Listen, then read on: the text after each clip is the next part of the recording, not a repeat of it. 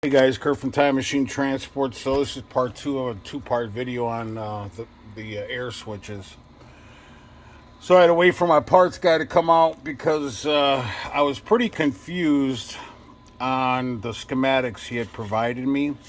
So, but I had other stuff to do. I had to put my second coat of lacquer or clear coat on my cabinets anyway. So it wasn't an unwasted time that I was waiting for him. So here's the thing. Get my readers on. So the stuff I was showing you guys on this right here with this schematics of five different manifolds, and it gets kind of confusing. And I understand not all manifolds are the same, so that's why they provide so many of them. And then also these other sheets. So there's conflicting information in here. Let's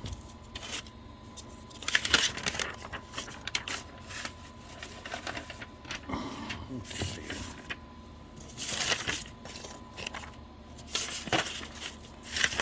Let me put you on pause.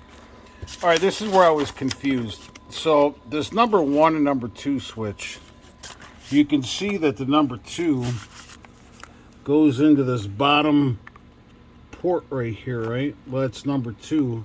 And then the number 1 comes up here, right? You can see the line going right there and there. Now, if we open the page, it says those are normally open switches, the NO, right, for the 1907. But now look at this right here. This is where I was confused. That's why I had to stop the video and contact him. So you can see here, 1 and 1. Well, this number 1, this bottom one, goes into that bottom port on your manifold. And so there's this one, and that's a number 2. But these are normally open, and these two here normally closed. So that's where I was confused. I was like, man, so I asked him, I said, dude, what's going on with that? He goes, man, I don't know. He said, we're getting all different conflicting information on this. Not his words, mine though, but it's pretty much what I told him. Sorry, I got to chew in my mouth. I said better than a dick in my mouth, right? So anyways, so what I did, that ace up top, that's my son. I screenshotted this to my parts guy because it's pretty amazing that all that conflicting information, excuse me, just got done with lunch, something not agreeing with me, that this screenshot here, all I did was I Googled, show me a schematic for a 2001 Century Class air manifold, and this popped up along with some other ones. So I sent this over to my parts guy, and I was like, dude, look, check this out. He goes, what? He said, man, I've been working on this thing for like an hour and a half trying to find out which manifold is yours. He goes, that's crazy. So he ended up using it. So here is pretty much what mine is laid out. So it's the same air manifold as mine. I know you can't really tell because of the rat's nest, but I've looked at the thing long enough. So this is my layout. So I asked him to look these up in the system, in his Freightliner system, to for the numbers. So all these little numbers, the little circles here, those are your air switches, okay? And this right here, this big one, this number 7, that is that right there with the blue plug in it. And that is a stoplight pressured switch. So it must be your for your brake pedal. Mine is working just fine, but like I said, if you're going to do this, you might as well replace it all, right? So that part number for that part right there is right here.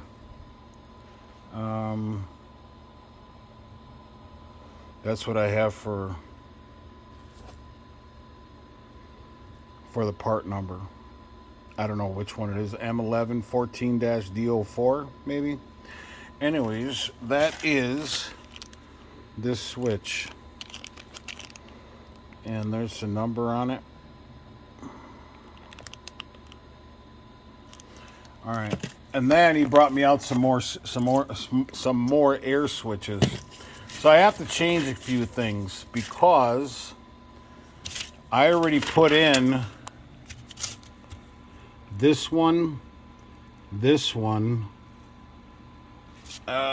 see, which one did I put in? I put in this one,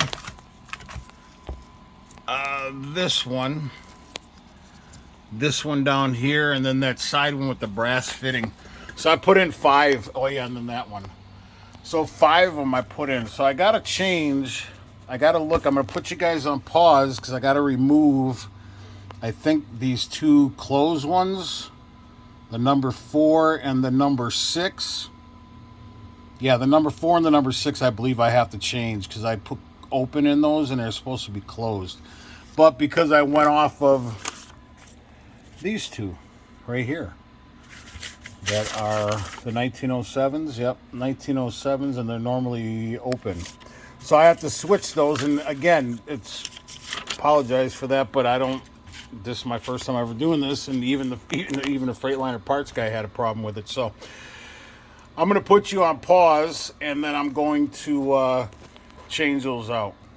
Okay, so these are the 2 that I'm putting in, the 2 closed ones, 174-92134, 17492134. That's the FSC number, and that would correspond with that. So I'm going to go ahead and put you on pause and put them in. Actually, before I put them in, I'll explain that to you. So this one here, the number 6 and the number 4 are the closed ones, the 17492134, just so you know. All right, guys, so that's actually a little change of plans. So this bottom one right here is I just changed this one out. That's normally closed. And then this one here is the second normally closed. But this is the one with that little brass fitting, the T, where that one right here where the leads are off right there. That also goes into that.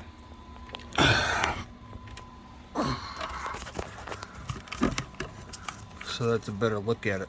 So I'm taking out this one as a normally closed. Well, that one goes to the same line, but it's obviously a T to RL. So I would assume there's nothing in the diagram or the schematic that shows this second one on that same line. So I'm just going to assume, I know I shouldn't, but if this one's normally closed, then I would assume that this one has to be normally closed as well. So I'm going to make that one normally closed as well. So there's going to be 3, 1, 2, and then the one on the bottom are going to be normally closed, because that one is actually showing. Let me put you on pause. No, it doesn't show here. I thought it showed in the schematic, but you know what? Let me check the other schematic. Hold on. Yeah, see, it shows it. The one with the T right there, but it doesn't tell me if it's normally open or normally closed. But I would assume if this one is normally closed, that this would have to be normally closed as well. Unless there's a normally open, that's why they have a double right here, because one's closed, one's open. I don't know. I guess I'll find out. I guess I'm going to have to, once I start up the truck, before I put everything back together, see if something goes funky, and if there is a problem, then I know that this one is normally open and not normally closed. But I wouldn't see, I mean, if you have 2 switches there, though, I don't know. I'll have to see. So I'm a little confused on that one, but I'll find out. All right, so we got 6 done, number 4 done, and then that one that comes off of number 4 with the T. So we got number 6, number 4 done. And then we got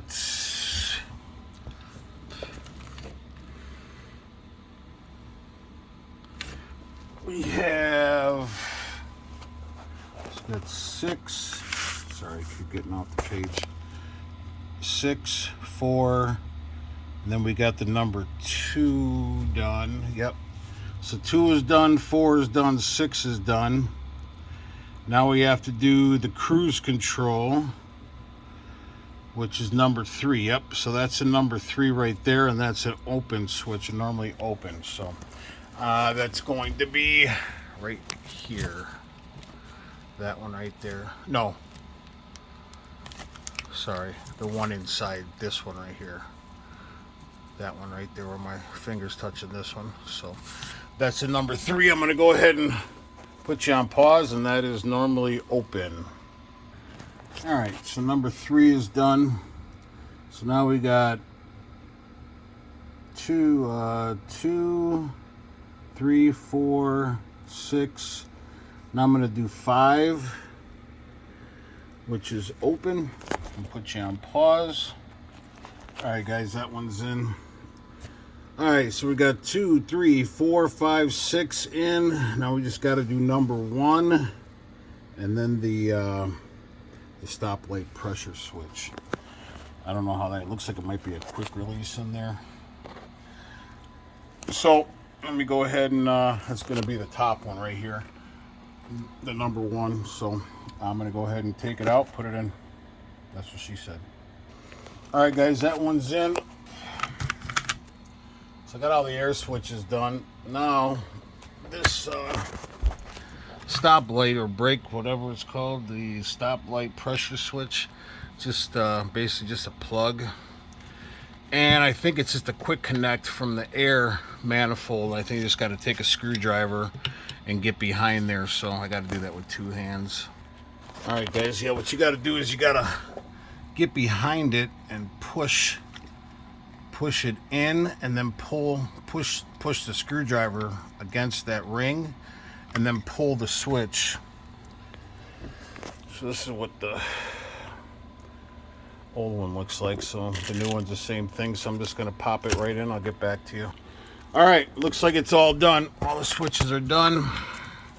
I guess without the tutorial and without the stopping and everything, and without the not really knowing, because I've never done this before. I mean, I've changed the manifold before, so I don't, that, like I said, I didn't go through. I just reinstalled all the old switches that were there. But this is the first time actually finding out, you know, what is what. And when I did it before, I didn't know that there were, I thought they were all the same, but obviously I was wrong. There's normally open and normally closed switches. So I'm going to go ahead and start the truck up and put you guys on pause and see if I have everything's working properly, and then I'll let you guys know.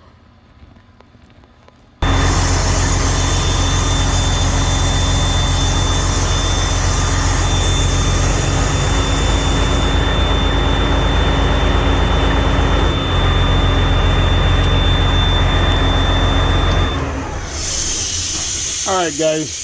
I can't build up, I mean, on my primary I got 100, but I got my seat disconnected, so it ain't going to be able to air up 100%. However, what I did want to check was what you saw me bump up the idle. So my cruise switch is here, off, on. Before, so you saw my odometer on my dash, right? Before, when I would start the truck up, it would just say fault 1, and then there was a message that was displayed there, and it was a digital message that said provide fresh air, stop recirculating, or something like that. Yeah, it was like provide fresh air, stop recirculating. And excuse all my dust and everything. I was sanding in here, so I got to clean this rig up. But and then I was never able to bump up my idle. When I would shut down at a truck stop, I'd have to set my trailer brake and keep my parking brake from my tractor released, and then I could control my idle, my bump up, so I could idle the truck a little bit at night and when it was cold, or in the summer with the air conditioning. And I did that for years because I figured it was an air switch because I had a problem. So now by bumping up my idle that I was never able to do before. Now I know my cruise control is working for sure. So I know that the message that was coming on the dash, provide fresh air, stop recirculating, that was a air switch problem. So if you have that on your dash, it's definitely one of the air switches. I don't know which one it is, but like I said, if you're going to do this, do it all. Don't just do one air switch or the stoplight pressure switch. Don't do any of that. Just do them all. You can see it's a lot of work because you're tearing everything apart, but I got to redo this whole dash anyways, and the doors and everything, all the back and everything's all done. So it's all painted up nice. I touched everything up. But now I got to focus on my dash once I get my digital gauges in. So, but other than that, that's pretty much it. Everything worked out. So I'm pretty stoked about that. Now I'll have cruise control. Now I can bump up my idle with just setting my regular parking brake. And then my message went away on my dash. So I'm super stoked about it. And I hope this video was informative. Please like and subscribe to the channel. Ciao.